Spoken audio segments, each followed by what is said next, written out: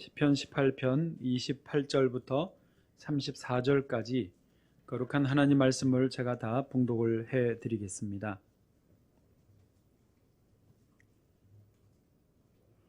주께서 나의 등불을 켜시며 여호와 내 하나님이 내 흑암을 밝히시리이다.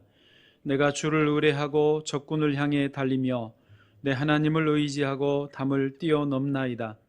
하나님의 도는 완전하고 여호와의 말씀은 순수하니 그는 자기에게 피하는 모든 자의 방패시로다. 여호와 외에 누가 하나님이며 우리 하나님 외에 누가 반석이냐. 이 하나님이 힘으로 내게 띠띠우시며 내 길을 완전하게 하시며 나의 발을 암사슴 발 같게 하시며 나를 나의 높은 곳에 세우시며 내 손을 가르쳐 싸우게 하시니 내 팔이 노트화를 당기도다. 아멘. 다윗의 신앙 제목으로 하나님 말씀 나눌 때 주께서 우리에게 은혜 주시기를 원합니다. 성경 통독 이제 21일차 오늘 진행하고 있고요. 한 번만 좀 시대를 되짚어 드리면 처음이 창조 시대 기억하시죠? 그 다음이 족장 시대, 이렇게 창세기가 끝났어요. 그 다음에 출애굽 광야 시대, 네 번째가 이제 가나안 들어가야 되니 가나안 정복 시대, 다섯 번째가 사사들의 시대였죠. 사사 시대. 그리고 지금 현재 읽고 있는 그 범위인데 여섯 번째가 이제 통일 왕국 시대입니다. 지금 이 시대를 가고 있고 구약 성경이 총 9개 시대로 나누어지는데 벌써 6개 시대로 왔으니까 여섯 번째니까 상당 부분이 정리가 된 거죠. 조금만 가시면 구약이 끝나겠습니다. 성경을 읽다 보면은 누구나 고비가 옵니다. 계속 읽다 보면 좀 피곤해지기도 하거든요. 그래도 고비를 잘 넘기시고, 본래 그렇습니다. 기도하는 자리, 말씀 읽는 자리, 예배 자리로 나오면 방해가 있게 마련입니다. 그러니까 방해가 있으면 마귀야 물러가라. 너 그러든지 말든지 나는 하나님께 나아갈 거다. 나는 말씀 끝까지 완독할 거다. 그러시면서 계속 하셔야 돼요. 대체로 보면 초등학생들이 지금 너무 잘하고 있어요. 얘들은 아침에 일어나자마자 보내준 그 성경 개요를 읽고 본문을 아침에 다 읽어버린답니다. 어른들이 잘 못해요. 엄마들이 조금 밀린대요. 보니까 그게 그럴 것이, 엄마들은 세상의 일이 복잡하잖아요. 애들은 망고에 뭐 걸릴 게 뭐 있어요. 그냥 하나만 그것만 생각하면 되니까 일어나자마자 성경 읽는 거죠. 그래도 아이들이 소망이고 또 그런 아이들을 보고 우리가 위로를 얻습니다. 또 좀 밀린 분들도 보면 주말에 마저 다 읽어내고 그것을 끝내는 경우들을 많이 보고요. 어떤 청년은 지금 2주 지났는데 이제 나도 하고 싶다고 따라 붙었어요. 그래서 그러면 2주 거는 놔두고 3주 거부터 하라고 그래서 지금 읽고 있습니다. 감사한 일이 하나 있는데요. 사당동이지만 저쪽에 어느 한 교회에 어려움이 좀 있었던 것 같습니다. 남의 교회라 자세히 말하기는 어렵고 저도 자세히는 모릅니다만은 성도들이 많이 시험에 들어서 교회도 떠나고 신앙도 아예 떠나는 그런 분위기였던 모양입니다. 근데 그 교회 한 집사님이 우리 교회 집사님과 연결이 돼서, 언니 우리 교회 성경 통독하는데 같이 해볼래요? 그래, 그러면 나도 할까. 그래서 그 교회 집사님이 이제 같이 같은 단톡방에서 하는 거예요. 우리 단톡방에 못 들어오고 따로 둘이. 그러니까 그 교회 다른 집사님들이 이것을 보고 이제 소식을 전했겠죠. 그럼 우리도 90일 성경 통독을 하자. 그래가지고 자기들끼리 이제 보내준 자료를 전달 받아서 성경을 읽었다라는 거예요. 그런데 하다 보니까 이게 생각보다 속도가 빠르고 읽어야 될 분량이 많으니까 아이고 우리 그렇게는 못하겠다 해서, 감사하게도 완전히 성경을 포기하지 않고 그러면 자기들끼리 속도를 조절해서 계속 읽어 나간 거예요. 그러니까 말씀을 붙든 거죠. 그리고 감사한 것은 그로 인해서 교회를 떠나려고 했던 분들이 다시 주저앉고, 신앙을 버리려고 했던 분들이 다시 신앙을 붙드는 거예요. 말씀 붙들면 살아납니다. 예. 그래서 지금 그 교회가 다시 좋아졌다라는 거예요. 영적으로 활성화가 됐다라는 거예요. 그러면서 우리 교회 와서 감사 인사를 하겠다고 그래서 집사님이 그건 말렸대요. 굳이 그럴 필요까지는 없고 거기서 믿음 생활 잘 하시면 된다. 하나님 말씀 붙들면 된다라는 것이죠. 사실 그렇습니다. 교회가 우리가 이렇게 90일 동안 성경을 일독하는 게 전 교회적으로 분위기를 이렇게 띄워서 우리는 따라가는 거예요. 얼결에 지금 카톡방에 다 8명씩 10명씩 넣어놓고 나 읽었어요 올리고 안 읽으면 또 찍히고 막 그러니까 읽어야 되는 분위기가 만들어지는 게 있고, 또 예배 때마다 이 말씀을 드리고 수요일 새벽에도 말하고 저렇게 뒤에 그래프 만들어 가지고 다 붙이고 하니까 분위기를 만들어 드려서 하는 거지. 또 같이 기도해 드리고요. 여러분 아시죠? 제가 일주일에 몇 번씩 이름 명단 받은 대로 제가 계속 기도하고 있습니다.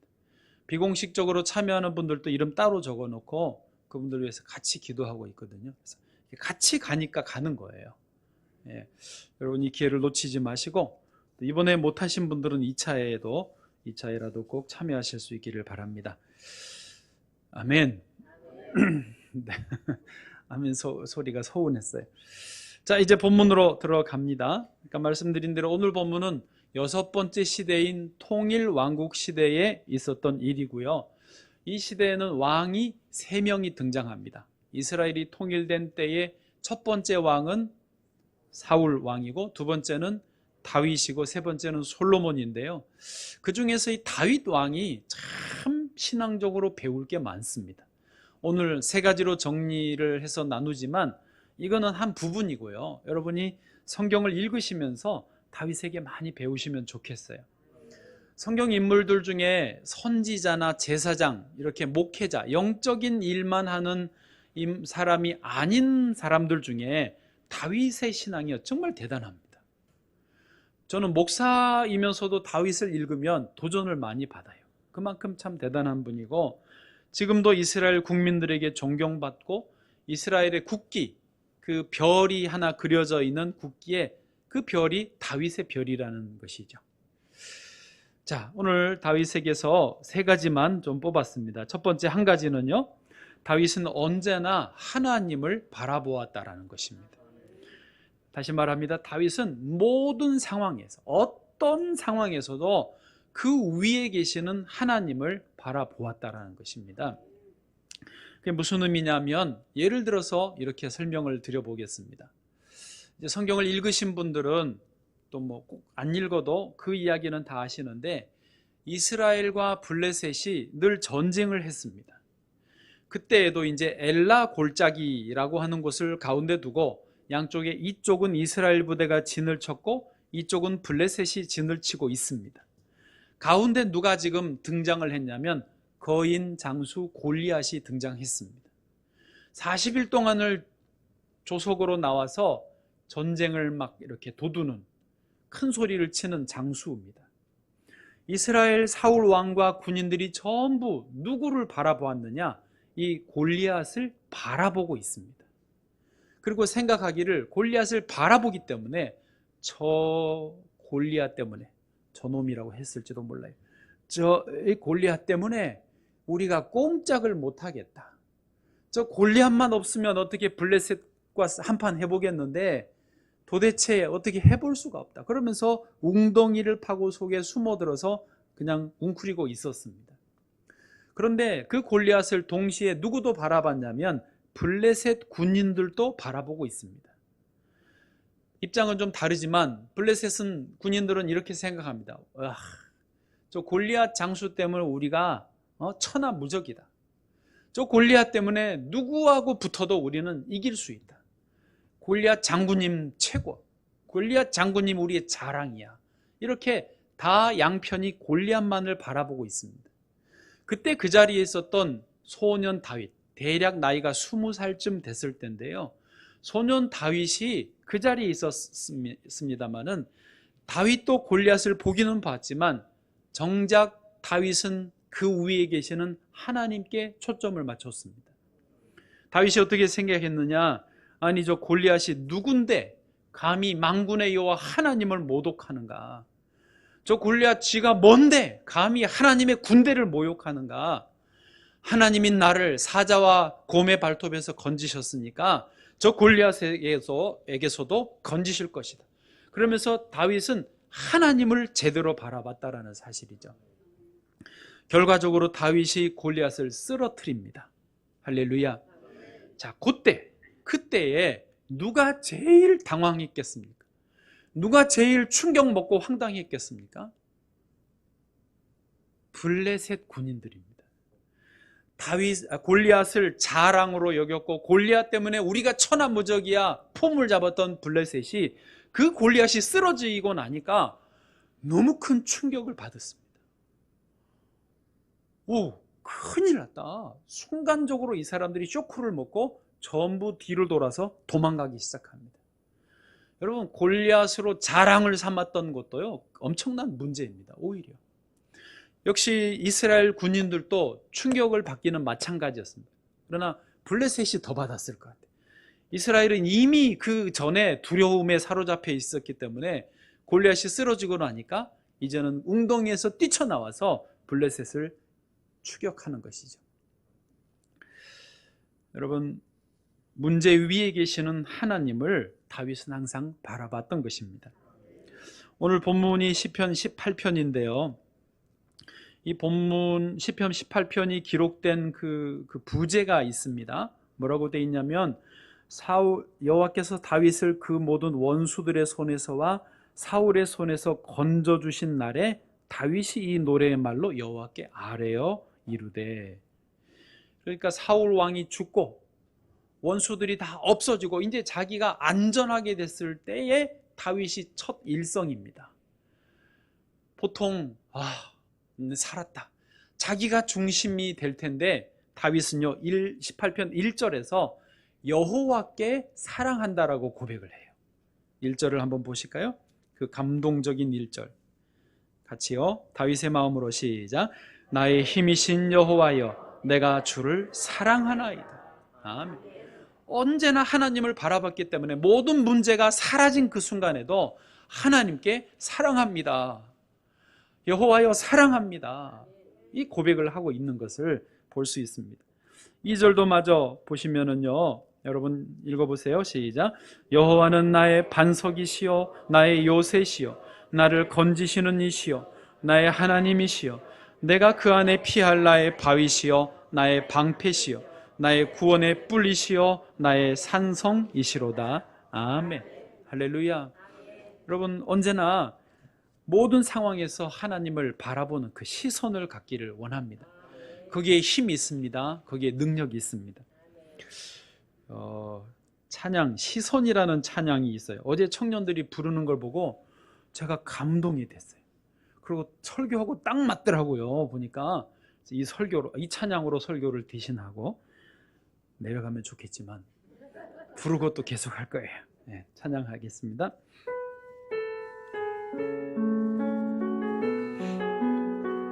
가사를 잘 생각하시면서 내게로부터 눈을 들어 주를 보기 시작할 때 주의 일을 보겠네. 내 작은 마음 돌이키사 하늘의 꿈 꾸게 하네. 주님을 볼 때 모든 시선을 주님께 드리고 살아계신 하나님을 느낄 때 내 삶은 주의 역사가 되고 하나님이 일하기 시작하네. 2절 성령이 나를 변화시켜 모든 두려움 사라질 때 주의 일을 보겠네. 땅 한가운데서 주님 마음 알게 되리. 주님을 볼 때 모든 시선을 주님께 드리고 전능하신 하나님을 느낄 때 세상은 주의 나라가 되고 하나님이 일하기 시작한 모든 시선을 주님께 드리고 전능하신 하나님을 느낄 때 세상은 주의 나라가 되고 하나님이 일하기 시작하네. 아멘. 하나님은 여러 곳에서 하나님을 바라보라고 하셨습니다. 이스라엘 백성이 광야에서 가다가 불평하니까 불뱀을 보내서 백성들을 물게 했지 않습니까? 몸에 독이 들어와서 죽어가던 백성들이 탄원하니까 하나님이 이제 놋뱀을 만들어 주셨어요. 모세를 통해서요. 그리고 뭐라 하시죠? 놋뱀을 높이 달아 올렸는데 바라보는 사람은 나을 것이라는 거예요. 몸 안에 독이 다 해독이 되고 갈려 나가게 되고 살게 될 것이고, 아유 바라본다고 독이 낫겠느냐, 독이 해소되겠느냐 하면서 안 쳐다본 사람들은 몸에 독이 더 세져서 죽게 됐다라는 것이죠. 여러분, 주님을 바라보는 것이 얼마나 큰 힘이고 능력인지를 알아야 됩니다. 주님을 바라볼 때 내 안에 있는 독이 해소되는 거예요. 갈려 나가는 거예요. 오히려 문제를 바라볼 때 문제에 제압당하고 문제에 눌리고 질식사하게 되는 것입니다. 하나님은 문제 위에 계십니다. 세상의 모든 문제들을 다 합쳐도 하나님이 더 크고 광대하신 것입니다. 하나님을 바라볼 때 길이 열리고 답이 보일 줄로 믿습니다. 히브리서 12장 2절 신약에서도 주님을 바라보라고 하십니다. 이렇게 말했습니다. 믿음의 주요 또 온전하게 하시는 이인 예수를 바라보자. 믿음의 주님이시고 우리를 온전하게 하시는 주 예수님을 바라보라는 거예요. 주님은 그 앞에 있는 기쁨을 위하여 십자가를 참으셨고 부끄러움을 개의치 아니하셨더니 하나님 보좌 우편에 앉아 계신다. 그 예수님을 바라볼 때 우리도 그 자리에 있게 될 거라는 것입니다. 그 사당동 그 어느 교회처럼 여러분 시험이 찾아와서 거기에 매몰되면은요 교회를 떠납니다. 신앙을 떠납니다. 그러나 그거는 놔두고 그게 해결되지 않았어도 하나님 말씀을 붙잡고 말씀 앞에 나오니까 다시 신앙이 회복되는 거예요. 영적인 힘이 회복되는 거예요.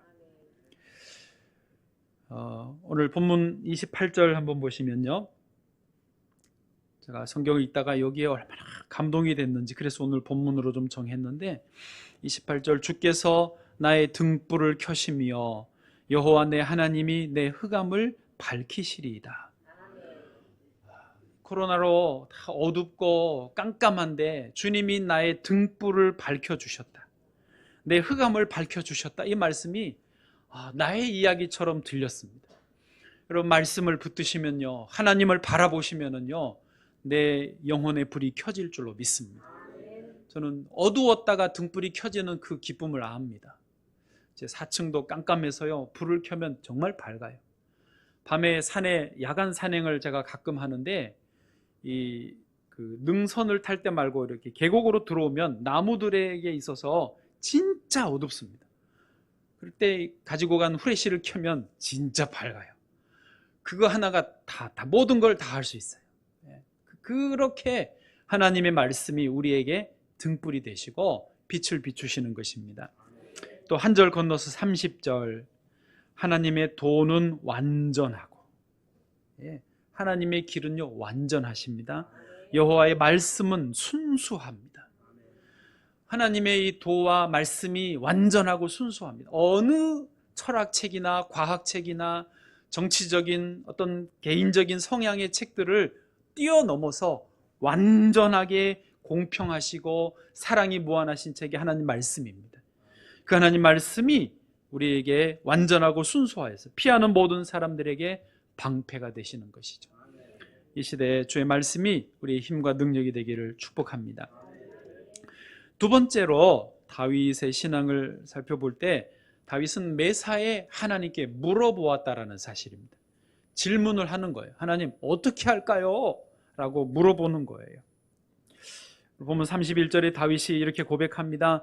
여호와 외에 누가 하나님이며 하나님 외에 누가 반석이냐? 우리가 누구에게 묻겠느냐? 하나님에게 물어야 된다라는 것을 말하고 있습니다. 실제로 이제 다윗이 도망자로 한참 다닐 때 사울이 왕이었어요. 40년 동안 사울이 왕이었는데 블레셋하고 전쟁을 하다가 길보아 산 전투에서 사울이 죽어버립니다.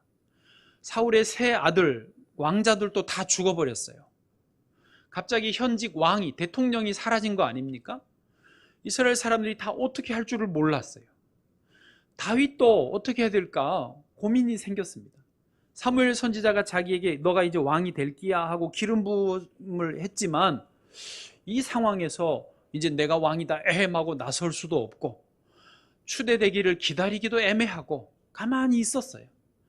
그럴 때 다윗이 한 행동이 뭐냐면 하나님께 물어보는 거예요. 어떻게 할까요? 라고. 그게 사무엘하 2장 1절입니다. 같이 읽어보시죠. 그 후에 다윗이 여호와께 여쭈어 아뢰되 내가 유다 한 성읍으로 올라가리이까? 여호와께서 이르시되 올라가라. 다윗이 아뢰되 어디로 가리이까? 이르시되 헤브론으로 갈지니라. 아멘. 할렐루야. 하나님이 응답하십니다. 구체적으로 가르쳐 주십니다.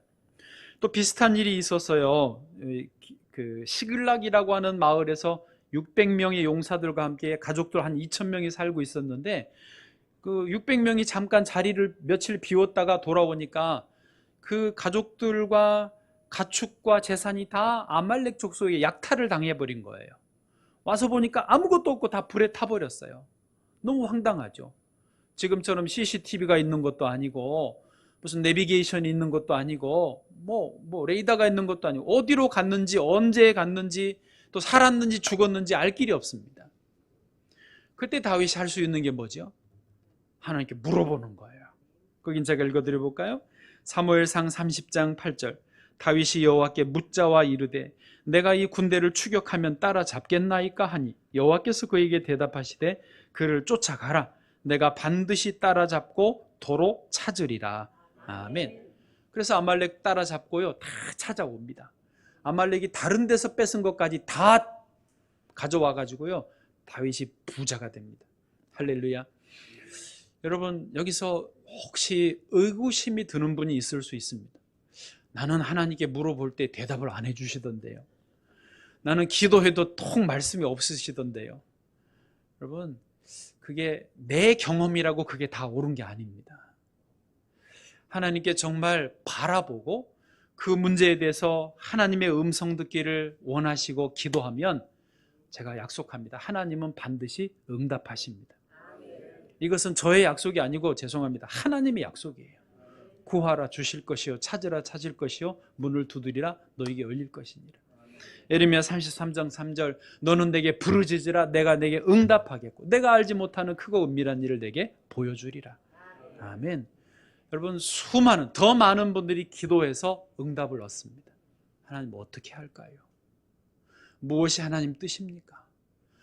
어떻게 하는 게 더 좋은 방법입니까? 무엇이 하나님의 기쁘신 일입니까? 여러분 마음을 주께 드리고 물어보십시오. 주님이 반드시 응답하십니다. 아멘. 요즘에는 사람들이 하나님께 안 묻고 네이버에 묻습니다. 네이버가 잘 가르쳐 주기는 해요. 저도 네이버에 물을 때가 많습니다. 하루에도 몇 번씩 검색을 하니까요. 심지어 여러분 성경을 요즘에 읽으시다가도 단어가 좀 모르시겠죠. 인물이 좀 궁금하죠. 네이버에 쳐보세요. 다 나옵니다. 신기합니다. 좋은 시절입니다. 심지어 더 놀라운 것은요, 저희 어머니 평생 요리를 해오신 저희 어머님이 요리를 할 때 네이버에 물어보는 거예요. 깜짝 놀랐어요. 한번 갔다가 뭘 이렇게 하셨다고 내주시는데 이걸 어떻게 하셨어요? 네이버에 물어봤다. 그래, 네이버가 주는 레시피대로 하신 거예요. 근데 저 주관적인 판단으로 어머니 손맛이 좀 덜해요. 저희 어머니 손맛은 짭짤하거든요. 간이 세요. 그게 어머니 어려서부터 먹던 입맛인데 네이버가 한 대로 하니까 좀 밍밍한 게 있어. 네. 전 네이버, 네. 여러분 네이버의 도움을 받으세요. 네이버에 물어보세요. 그러나 네이버에 아무리 물어도 답이 안 나오는 거는 또 안 나옵니다. 그 중에 하나가 뭐냐? 인생의 길입니다. 인생이 정말 중요한 문제, 정말 중요한 결정을 해야 될 때 네이버는 뭔 자료는 많이 주지만 결국은 내가 결정해야 되는 거예요. 그것을 어떻게 해요? 하나님께 물어보시라는 거예요. 하나님이 우리 인생의 가장 좋은 길을 인도해 주시는 것입니다. 여러분 물어볼 수 있는 분이 있다라고 하는 게 얼마나 큰 복인 줄 아십니까? 예, 하나님께 물어보는 그 통로가 있는 분은요, 축복입니다. 제가 저희 아버님이 살아계실 때는 아버님께 물었어요. 뭐 꼭 물으려고 안 해도 저도 이제 장성한 이후로는 그냥 아버님에게 이런저런 이야기를 할 뿐이에요. 그러면 굳이 답이 아니시라 그냥 한두 마디 하실 뿐인데도 그게 그렇게 좋더라고요. 네. 아버지라는 존재가 그런 것 같아요. 물론 어머니도 그러시죠. 근데 아버지가 돌아가시고 나니까 그게 잘 그 맛이 없어요. 네. 그냥 살아계셨을 때 하셨던 말씀을 기억하죠. 제가 말하면 여러분 웃을까봐 말을 할 수는 없어요. 부목사 때는요, 담임 목사님께 보고를 드리고 결제를 받는 그 시스템이 그때는 귀찮았어요. 번거로웠어요. 이 결제 받으려면 또 이렇게 줄 서야 되고 또 이거 아니라고 그러면 또 다시 짜야 되고 그게 참 번거롭잖아요. 근데 담임 목사가 되고 나니까 그때가 좋은 거예요.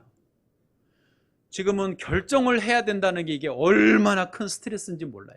책임감, 그 중압감, 계속해서 고민을 해야 되잖아요. 그냥 결정해 준 대로 예 하고 해버리면 되는데 책임도 그 양반이 지고. 뭐 세상 편하잖아요, 부목사 때. 근데 이거는 내가 다 책임을 져야 되는 거예요. 그래도 감사한 게 하늘 아버지가 계시는 거예요. 하나님 어떻게 할까요? 물어볼 수 있는 거예요. 많은 그리스도인들이 물어보지 않고 중요한 일들을 결정해 놨다가 나중에 그 문제 때문에 어려움이 오니까 와서 하나님 어떻게 합니까? 목사님 기도해 주세요. 예, 제가 기도는 합니다. 기도해요. 기도한다고요. 그러나 더 좋기는 그 전에 결정하기 전에 하나님께 물어보면 더 좋은 거죠. 할렐루야. 여러분 우리가 90일 성경 통독을 하고 있지만 사실은 이것도 저 하나님께 물었어요. 코로나 때문에 모이기도 어렵고 예배만 딱 드리고 끝나라고 하는데 성도들을 어떻게 신앙을 챙겨야 되겠습니까? 이 온라인 시대에 뭘 어떻게 하면 좋겠습니까? 90일 성경 통독을 해라. 이렇게 하셨으면 참 좋지만 그렇지는 않고 감동을 주시더라고요. 온라인으로 할 수 있는 거 성경을 같이 읽고 그리고 기간도 30일은 너무 짧고 뭐 1년은 너무 길고 90일, 3개월 정도가 딱 적당한 아주 진하게 감동을 주시더라고요, 산에서. 그래서 제가 산에 가서 기도 아닌 기도를 맨날 한다고 그러잖아요. 아주 진한 감동이 와서 이거를 시작했는데요. 정말 좋아요. 우리끼리 하는 말이지만 대박이에요. 아멘. 자, 마지막 세 번째 다윗의 신앙을 배우기 원하는 것은요, 다윗은 하나님을 믿음으로 전진했다는 것입니다. 그러니까 하나님이 응답해 주신, 물었잖아요. 하나님을 첫째 바라봤고 둘째 하나님께 물어봤습니다. 그 다음에 하나님이 감동을 주셨는 것을 그냥 아멘하고 그대로 해버리는 거예요. 이 말 이해되시죠? 오늘 본문의 29절 말씀입니다. 29절 같이 읽습니다. 시작. 내가 주를 의뢰하고 적군을 향해 달리며 내 하나님을 의지하고 담을 뛰어넘나이다. 아멘. 말씀을 그대로 보시면 제가 이 29절을 너무 좋아합니다. 개인적으로 일찍부터. 내가 주님을 의뢰하고 적군을 향해 달리며, 그림으로 그려지시죠? 적을 향해 달려요. 그 다음에 내 하나님을 의지하고 담을 뛰어넘나이다. 훌쩍 뛰어넘어 또 가는 거예요. 그런데 어떤 분들은 이 담을 저하고는 반대로 해석을 하시더라고요. 적을 피해서 안전한 곳으로 숨어 들어오는, 뛰어넘는 담이라고 이해하시던데, 제가 볼 때는 그게 아닌 것 같아요. 그렇죠? 오히려 적들이 숨어 있는 그 담을 뛰어넘어서 그리로 공격해가는, 전진해가는 그런 방향 아닙니까? 끄떡끄떡이라도 좀 해보세요. 아니면 계속 노면하시고. 저는 그렇게 이해됐어요. 실제로 다윗 시대에 이스라엘의 영토가, 아까 통일왕국 시대에 이제 또 다윗이 40년을 다스리는데요, 가장 넓어졌습니다. 블레셋, 전통적인 적국인 블레셋을 다 점령하고요, 모압, 암몬, 또 에돔까지 다 정복해서 영토가 가장 넓어진 때가 다윗 때입니다. 그러려면 하여튼 다윗은요, 하나님 앞에 물어보고 감동을 주시면 그냥 믿음으로 그 일을 행하는 거예요. 여러분, 믿고 적진을 향해서 달려오는, 담을 뛰어넘어오는 그 다윗이요, 적들에게는 공포의 대상입니다. 그렇게 확신에 차서 뛰어오니까 감당이 안 되는, 다 항복하고 미리 머리 숙이고 들어오고 그 다윗인 것이죠. 믿음 자체에는요, 능력이 있습니다. 우리가 믿으면 주님이 역사하시는 거예요. 세상도 이 믿음의 능력을 알더라고요. 자신감, 믿고 해라, 이런 말을 하는데, 제가 어디서 들었냐면 야구 선수들이 하는 말을 거기서 들었습니다. 그 야구 왼손 투수의 어떤 자기의 주특기가 있는 그 투수가 선배 투수를 찾아가서 자문을 구해요. 어떻게 해야 됩니까? 이게 잘 안 되는데 어떻게 하면 좋겠습니까? 물어봐요. 또 어떤 외야수 또 선배에게 물어봅니다. 전혀 연이 없어도 찾아와서 물어보면 기꺼이 다른 팀 선수에게도 코치를 해주더라고요. 좋은 전통이에요, 우리나라에. 그런데 그 코치할 때에 공통 분모가 있어요. 저 깜짝 놀랐어요.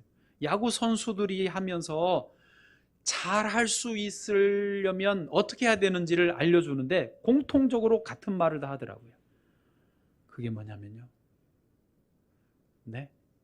그게 뭐냐면요. 네가 잘할 수 있다고 믿고 그렇게 해라는 거예요. 장난 같죠? 제가 설교 시간에 인용하니까 설교같이 들리시지만 야구판에서 하는 말이에요. 교회를 안 다니는지 다니는지 모르겠어요. 한 투수가 자기 찾아온 후배한테 몇 가지 기술적인 거 알려주고, 너가 잘 던질 수 있다고 믿고 던져라. 그래야 된다는 거예요. 타자이면서 외야수인 그 후배한테도 똑같은 말이에요. 너가 최고로 잘한다고 생각하고 뛰고 또 공을 쳐라. 그 말을 꼭 해주더라고요. 일부러 어제 야구를 이렇게 저녁에 좀 찾아서 그 부분만 좀 봤는데, 경기하는데 해설자가 그렇게 말하는 거예요.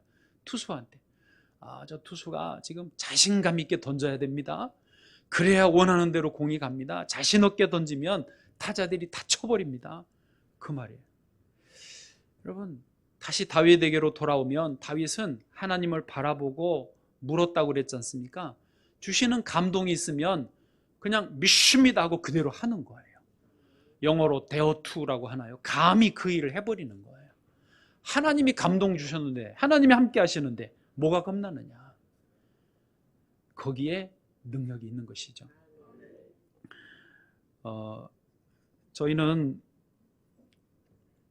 큰 교회 부목사로 있을 때 에티오피아 선교사로 나가야 된다, 이 마음에 감동이 있어서, 저에게도 저희 아내에도 감동이 있었는데 나가버렸어요. 저 아이들 3명, 어린아이들, 유치원 다니는 아이들 끌고 갔어요. 그때 다 옆에서 막 울고, 자기들이 울어. 왜? 선교사는 내가 나는데 왜 지가 울어? 자기들이 놀란 거예요. 어떻게 이 어린애들을 데리고 에티오피아, 아프리카로 가겠느냐고. 거기서 어떻게 살려고 하느냐. 앞으로 어떻게 하려고 그러느냐. 그게 뭔 걱정이야. 하나님이 가라고 그러시면 가는 거지. 가버렸어요. 갔더니요, 얼마나 좋은지 몰라요. 고생은 물론 좀 했지만 정말 좋았어요. 아이들에게 물어보세요. 그때가 아이들에게 물어보면 정말 좋았다고 하는 거예요. 여러분, 하나님이 주신 은혜가, 감동이 있으면 그렇게 순종하십시오. 할렐루야. 1665년, 666년이 패스트가 유럽을 덮쳤을 때였습니다. 영국만 하면 런던의 인구 46만 명 중에 16%인 7만 5천 명이 패스트로 죽었습니다. 그때 누가 있었냐면 아이작 뉴턴이 있었습니다. 뉴턴. 그때 뉴턴이 23살이었고요. 캠브리지 대학을 다녔는데 그때 대학이 문을 닫았어요.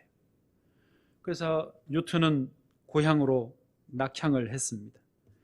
아무것도 할 수 없는, 사람들이 옆에서 죽어가는 그런 절망의 때에 뉴턴이 할 수 있는 것이라도 하자. 그래서 생각하고 사고하고 또 사고하고, 아무것도 할 수 없지만 할 수 있는 거는 생각이라는 거 할 수 있으니까 계속 했습니다. 해가 뜰 때부터 계속 해가 질 때까지 생각을 했습니다. 그때 뉴턴이 발견한 게 세 가지가 있습니다. 우리 문명사의 위대한 세 가지라고 하는데, 빛의 신비를 발견했고, 만유인력을 법칙을 발견했고, 미적분을 발견을 했습니다. 저는 과학은 잘 모르지만 그때가 굉장히 위대한 때였다고 합니다. 기적의 해라고 합니다. 반대로 말해서 패스트가 창궐하지 않았다면 뉴턴의 그런 만유인력, 사과나무 법칙이 그때 다 발견된 건데 그런 게 발견되지 못했을 거라고 하는 것이죠. 여러분, 지금 코로나 때문에 우리가 다 마스크를 끼고 불편하고 움츠리고 못하는 것들이 많습니다. 잃는 것이 많습니다. 그러나 확실한 것은요, 잃는 것이 있으면 얻는 것이 있습니다. 이게 안 되면 저게 되는 게 있습니다. 보이는 것을 잃으면 보이지 않는 것을 얻는 게 있습니다. 하나님은 보이지 않는 가운데 지금도 역사하고 계시는 것입니다. 그 하나님을 바라보십시오. 그 하나님께 물어보십시오. 그 하나님께 순종해 보십시오. 주께서 놀랍게 사용하시리라 믿습니다. 기도하겠습니다. 하나님 아버지, 실수하지 않으시고 하나님의 뜻과 계획 안에서 온 우주 만물을 이끌어가고 계시는 줄을 믿습니다. 우리가 하나님만을 바라보며 또 여쭈어보고 순종하기를 원합니다. 귀하게 주의 일에 동역하기 원하오니 사용하여 주옵소서. 또 어려움 중에 있는 어떠한 심령이라도 주여 힘을 주시고 넉넉히 이겨나가게 하여 주옵소서. 예수님의 이름으로 기도드립니다. 아멘.